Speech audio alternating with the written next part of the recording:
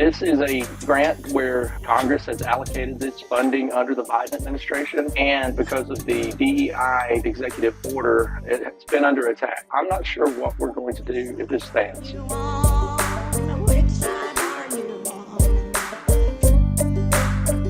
Now we're going to talk about a more local story in Alabama. We have Warren Tidwell on the Zoom. Warren Tidwell is executive director of the Alabama Center for Rural Organizing and Systemic Solutions. Warren, welcome back to the show. But it's been like literal actual years since you've been on the show, which is bonkers. So it's been too long, but appreciate you taking the time to talk to us again today. The people that we're working to support and working alongside, right? At this point in time, the reason you haven't seen us in years is we've been working on disaster recovery since March of 2023 in Camp Hill, Alabama, the last place I was when we talked. And so, what's that? You've been doing really, really great work there, and across the Alabama Center for Rural Organizing and Systemic Solutions grew out of the work in Camp Hill. And so, can you just kind of talk about what this organization is, and specifically what some of the work that y'all are doing down in Camp Hill? Specifically, we center everything we do in our community resilience work around workers' rights, right? Around creating better material conditions for our folks on the ground. And what does that look like? In Camp Hill, Alabama, 85% of people own their home.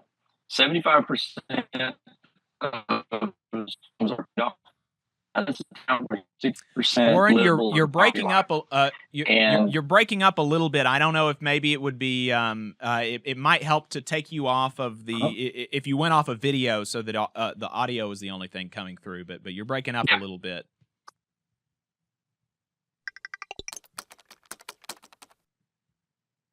Okay, am I coming through okay now? I think that's better. Okay, I do apologize. As you are aware, in doing the work alongside the people, we can get injured just like anyone else. And so I'm coming to you from home today because of a fall on a project last week where I broke my arm in two places and injured my fingers. But at the same time, going back to what I was talking about, in Camp Alabama, a lot of folks, they have air property issues. Even if they own their homes, the homes are still in a parent or a grandparent's name. Coming out of that disaster recovery, we needed to repair probably 60, 70 roofs in a town where 60% live below the poverty line. These are hardworking folks, a lot of seniors, people who did things the right way in their life. And a FEMA declaration was denied. The claim was there wasn't enough damage done.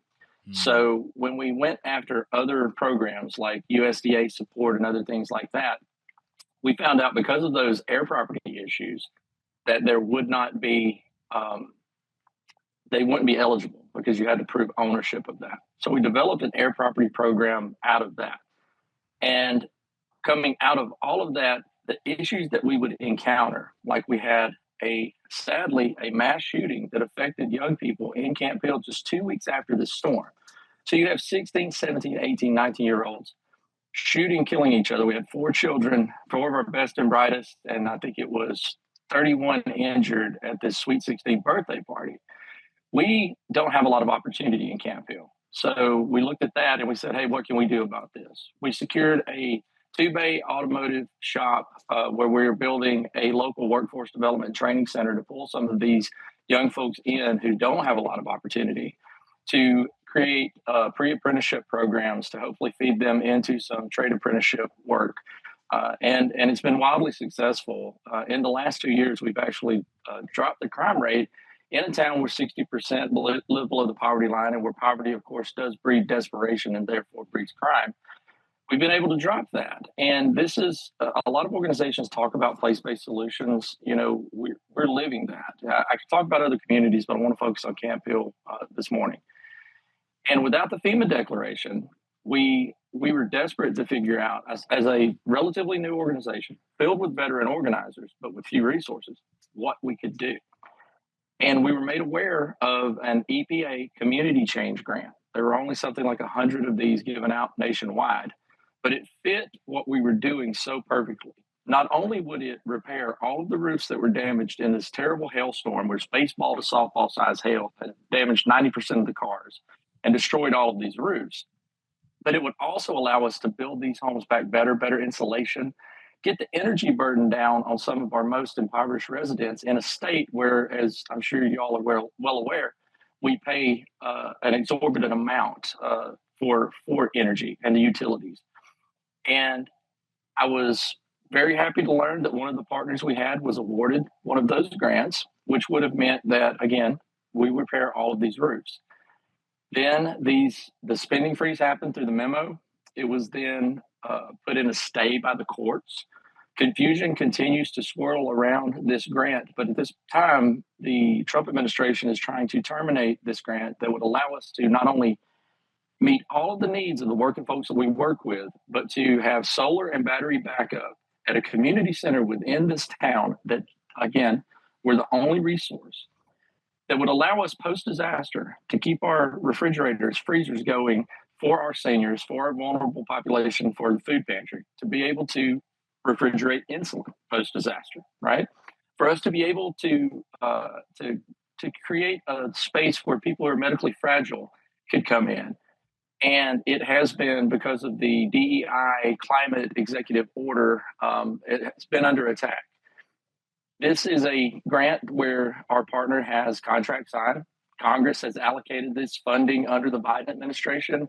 And I'll be honest, guys, I'm not sure what we're going to do if this stands and they are able to terminate this grant. Hey, 5 seconds. Just wanted to say that this is only possible because of our donors. If you want to see more of this, then consider donating yourself at tidwell.fm/donate. And so that's one of the big reasons that we wanted to bring you on. We wanted to give you the space to talk about what this is doing to your organization, but more importantly, obviously, the community, right? And you're raising some money to try to bridge the gap between now and hopefully being able to pull this money down. But it's just really, really gross, but because of the way that they're going in without any respect for actually what's going on, but just because this is an EPA grant that has quote unquote climate stuff attached to it, they're cutting it. And this is really going to hurt rural Alabamians who are going to be benefiting from this. And so can you talk to us a little bit more about what are going to be the ramifications of if you are not able to get this money for this community, and what are you hoping to do in the interim? As a nonprofit that runs very efficiently on what we bring in the first year after the storm, with $7,800 in in-kind donations, we were able to pull in over $1 million in material donations, repair a number of roofs, 500,000 shelf-stable meals, over $50,000 in tarps to mitigate the damage on these homes until we could figure out a solution to get them taken care of. And so what it has done is we looked for a solution. We poured a ton of energy in helping our partner organization go after this grant. And we have a lot of eggs in that basket. We don't put all of our eggs in one basket, but this was the answer to a lot of our issues. We run on probably 5,000 a month is generally what we do, maybe 15,000 a quarter. But as you heard from what I just said, what we're able to accomplish with what we do, it doesn't take much. But it also doesn't take much to end us. And the money that was supposed to come in for operational expenses March 1st, of course, with this termination, did not. And we were informed that it would be coming in a couple of weeks later, and again, it did not. So at this point in time, we have overextended ourselves in believing that money was coming by continuing the projects that we were already doing, working on a number of these homes, building out these workforce development projects. And so now we're forced. We should not have to do this. We did everything honestly, ethically, and by the book. We did the work that was required. We played by the rules. We went after a grant that, of course, it has been one of the ones that are mainly under attack with the EPA. We had no way of knowing that. I'm a former mechanic. These are working class folks that said, hey, how do we figure out this issue that we've got? And then we saw a solution, went after it, and in taking it away, has taken away the repairs that we could do, but also has crippled our ability to continue operations in the interim as a nonprofit. Right, right. Well, where you're trying to raise now $5,000 to try to fill an operational gap, where can people go to donate to that?